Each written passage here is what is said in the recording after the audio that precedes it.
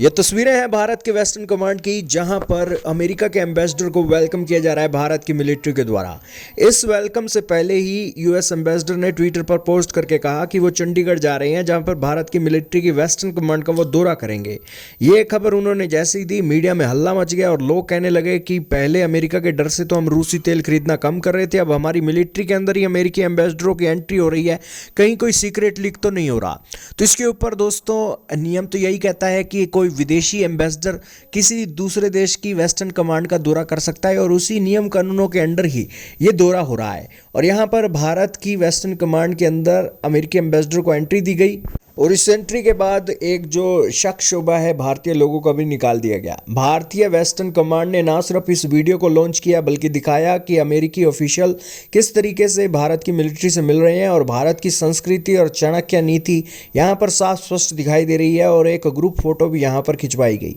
इसके अलावा जाते जाते भारत की मिलिट्री ऑफिशियलों ने इनको बाय किया और इसी के साथ ही इस दौरे के चलते भारत और अमेरिका के रिश्ते और भी मजबूत हो गए। दोस्तों, किसी दो देशों की मजबूती का इरादा तभी लगता है जब एक दूसरे के यहाँ दौरा किया जाता है। अक्सर मिलिट्री के एक्सरसाइज के अंदर भी दोनों देशों की सेनाएं एक दूसरे के यहाँ जाती हैं और इस बारे में अमेरिकी एम्बेसडर भारत की मिलिट्री के पास आ रहे हैं, तो इससे दोस्तों करीबियाँ और बढ़ी हैं। और ये बात दिखाता है कि समुद्री सुरक्षा से अलग भारत की थल सेना की गंभीर चुनौतियों के ऊपर भी एक जो अमेरिका की नज़र है और अमेरिका भारत की हर चुनौती को गंभीरता से एक सोल्व कर रहा है। तो बेसिकली ये दौरा दोनों देशों के लिए बेहतरीन है और इसी दौरे के ऊपर आपका क्या मानना है कमेंट सेक्शन में बताइएगा।